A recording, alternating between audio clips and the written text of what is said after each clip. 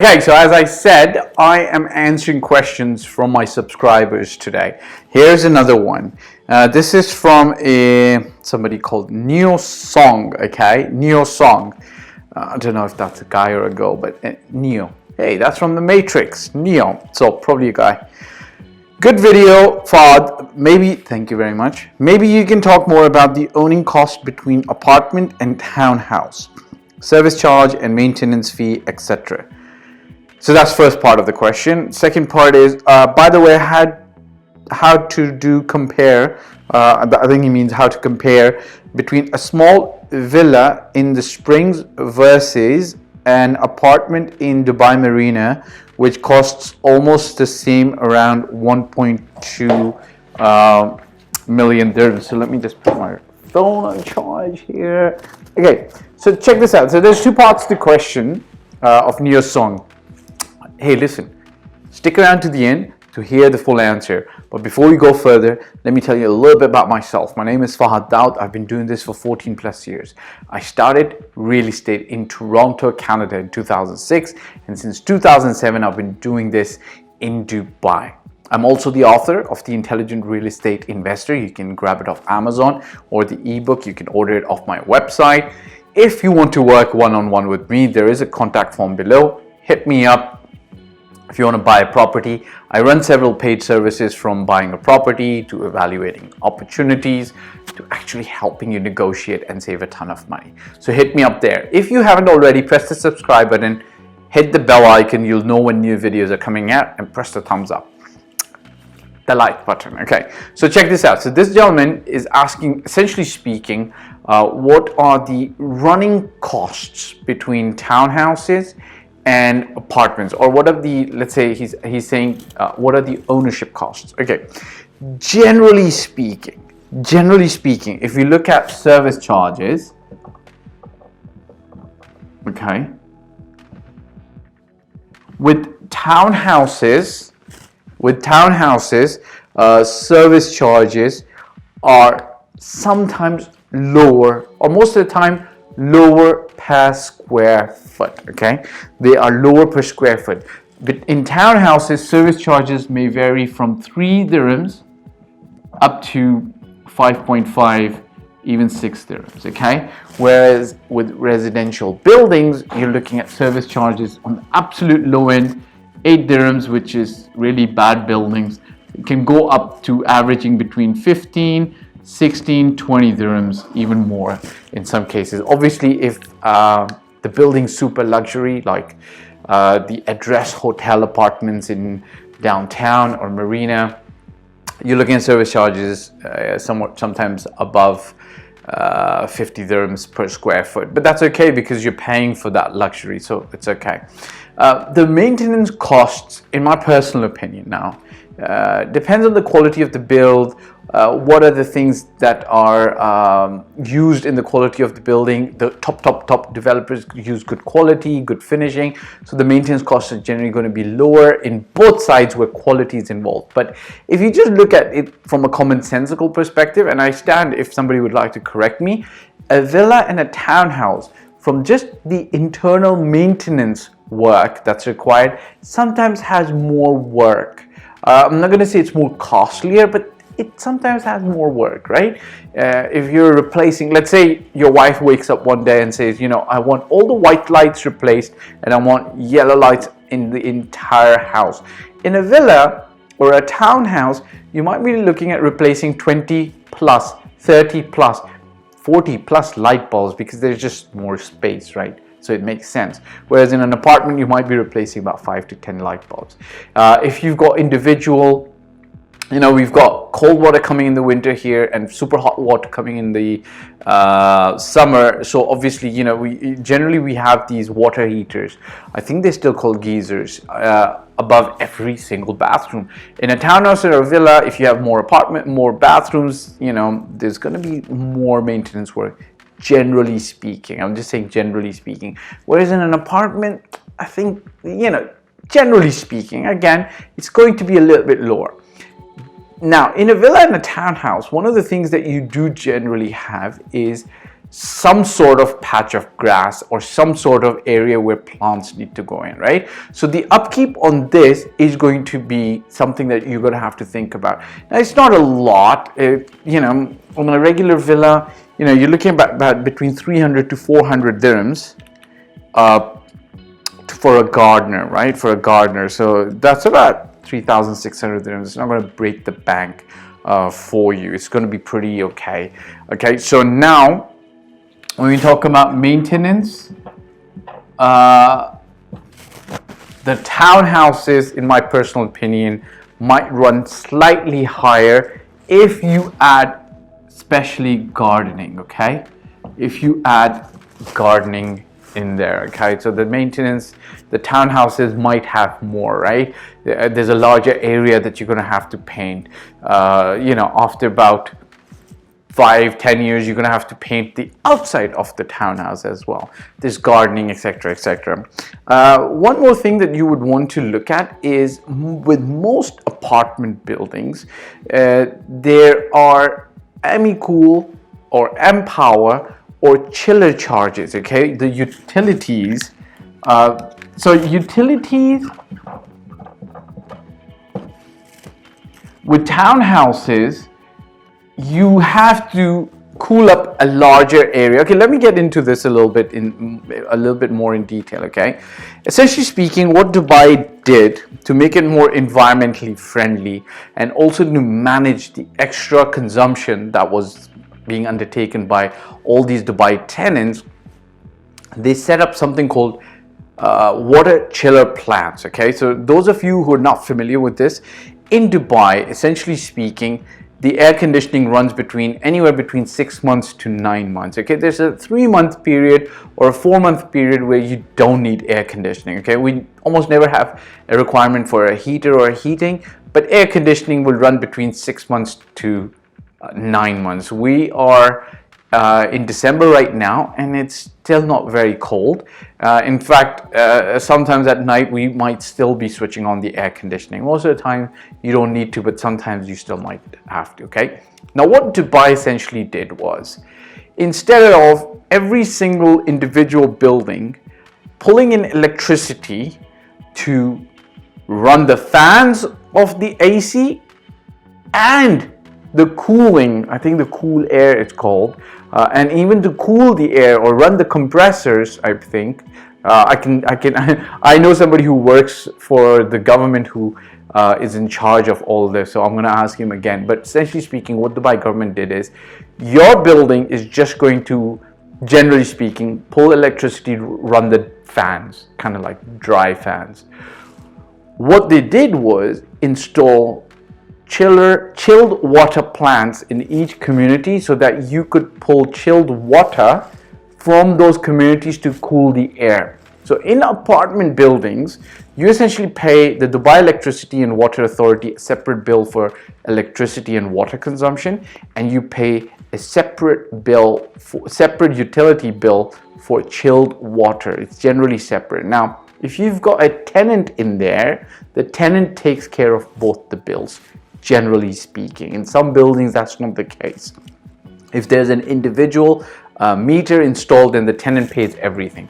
If there isn't, then kind of like the landlord has to pay, or the homeowners association bills the landlord, and then the landlord chases up with the tenant to get that pay. So that chilled water thing with villas is pretty much non-existent. So essentially speaking, with villas, then you're going to be paying a higher electricity bill to cool the entire villa, right? Does that make sense? So can you make a decision based on, oh wow, it's cheaper to own this compared to this? I don't think so. It's cheaper to own a smaller area compared to a larger area, right? So if you own a studio apartment, just because of the fact that it's smaller, has only one bathroom, has one balcony, it's going to be cheaper to maintain. Everything's going to be lower, right?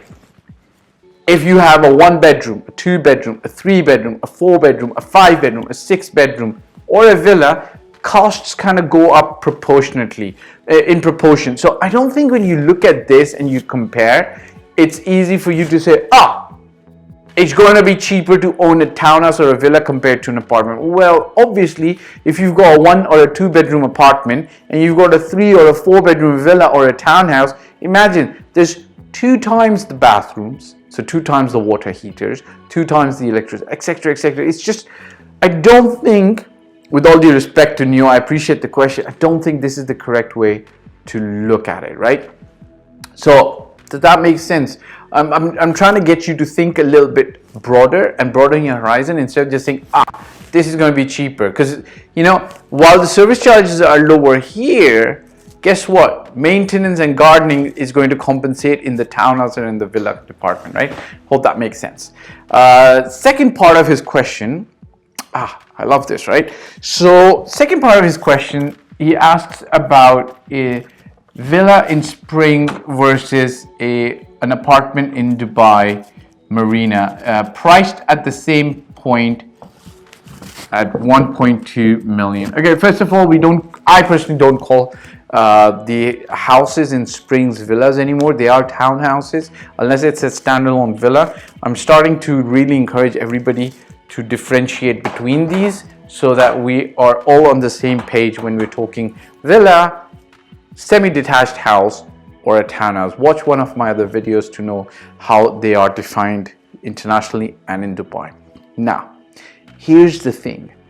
This video is going to go long, but okay, there's going to be like information and it's going to help people, okay? Here's the thing. Springs, even though it's a 10-plus-year-old community, was master planned by Emaar. Okay. Now, here's the thing. Some of you guys don't know this. Maybe you know this. Who master planned Dubai Marina? Who's the father of Dubai Marina?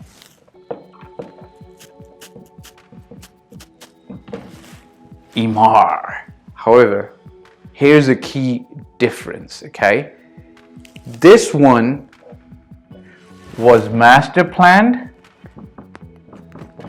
by Emaar, and this one's not master. Well, it is master planned, but it's not master managed. Let's just say it like this, okay? Here's the difference. If you look at this being springs, and there's springs 1, springs 2, springs 3, springs 4, springs 5, entire part of the community was built by Emaar. Every single thing here is built by Emaar, managed by Emaar, run by Emaar. It's a master plan community, and Emaar's community management specialists still manage this community. This is Emaar Dubai Marina. It has over 300 buildings, perhaps, or maybe 150 plus. While the entire area was developed by Emaar, Emaar sold off single apartments, single plots of lands to other developers to build on them. So even though it was master planned, it's not master managed, which is why you've got a 100-story tower here, and a 40-story tower here, and a 35-story tower here, and a 70-story tower here. And each tower pretty much stands on its own, in its own value, right? So this tower might be absolutely great, luxurious, good quality finishes, whereas this tower here might be not really that great, right? This tower only caters to families, no other tenants are allowed, whereas this tower is going to have maybe a lot of single people living over there, which sometimes doesn't produce really great results in terms of a family environment, but hey, otherwise it's great. So because this place is still master managed by Emaar, Springs community has tons of more value on its own as a community.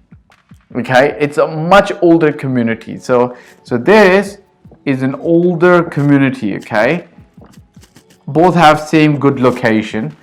Marina and Springs both have good location.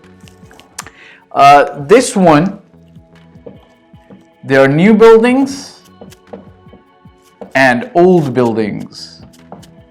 So good quality versus bad quality, right? You're gonna have to really figure that out, right? Number 3, this is very family friendly. This is okay. So I'm not gonna say not family friendly. It's not very cohesive, right? Dubai Marina is close to the beach, so great, good location on that. But it's not really that family friendly, okay? It caters more to a younger, not younger crowd, but there can be younger families. But it you know, there's parks and play areas and a community center over here. Here it's towers, right? We call it like a little bit of a jungle gym, okay? What kind of future tenants do you want, okay? What kind of future tenants do you want? So do you want young families or do you want not so young families, right?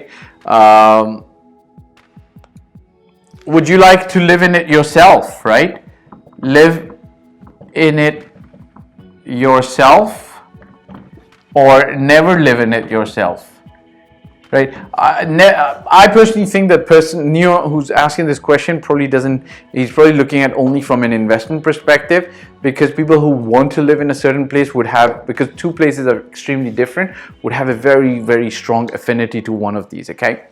Now, I could go on and on and on and on and on this point, okay? This, like, essentially speaking, this isn't even a list of pros and cons. With my investors, when we're narrowing down on an investment, we look at pros and cons, and then we look at what might make sense of a specific investment. But before we ever get to this stage, you know what we do? We do something called a real estate strategy development session. I charge $300 today for it. I might as well charge $1,000 for it, which I probably will pretty soon. Okay. In the real estate strategy development session is where we define the criteria that's going to bind our search together as we go and look for good opportunities, good properties, where you should invest, where you shouldn't invest. This comes way further out, and I'll give you one example. Okay, if you were looking to become a doctor, okay, I hope this example will work. Bismillah.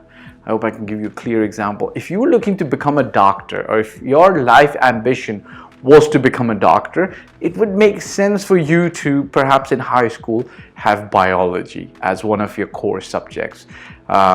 If you wanted to go and live in France, and you love the country, it would make sense perhaps to invest time, money and passion into learning the French language. But if you didn't want to live in France, or you did not want to go to the French-speaking countries of the world, you just don't, or are not excited about that, or you'd like to avoid it, it makes no sense for you to learn French, right?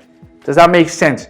So the real estate strategy session is where we define our criteria before we move forward in a more systemized, process-driven, organized approach.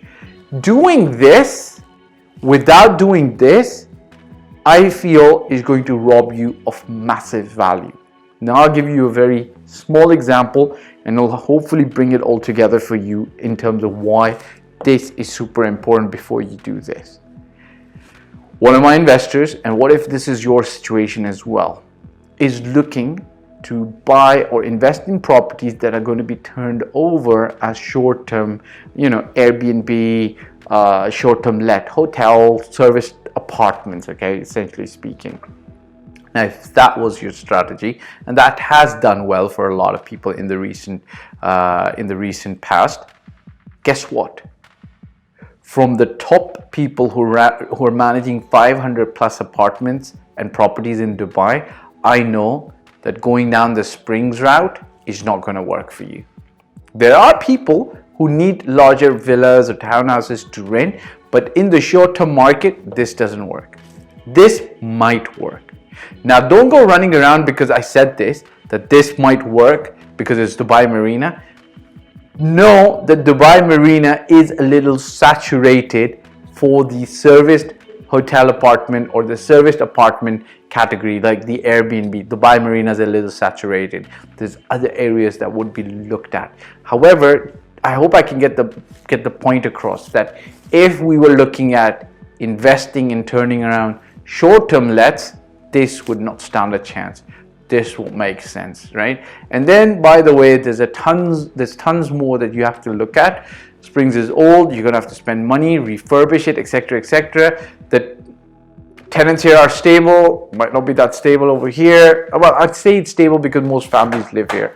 There's no reason for them not to be stable here. But anyways, it's been a long-winded answer to Neo Song's question, but I hope you understand. Do this fast to get here and to do a better comparison on a win-win situation for yourself. Okay, I hope it's helped you think that real estate, like other things, like baking a cake, right? Do things step by step. Don't take the unqualified, disorganized, gut feeling, blind approach. Take the systemized, organized, process-driven approach. If you want to work with me, hit me up. There is a contact form below. I do take very specific, small number of qualified clients on each month to work one-on-one with me. If you'd like to, you can apply. We can qualify each other. If we're a good fit, we shall work together. Ciao for now. Bye.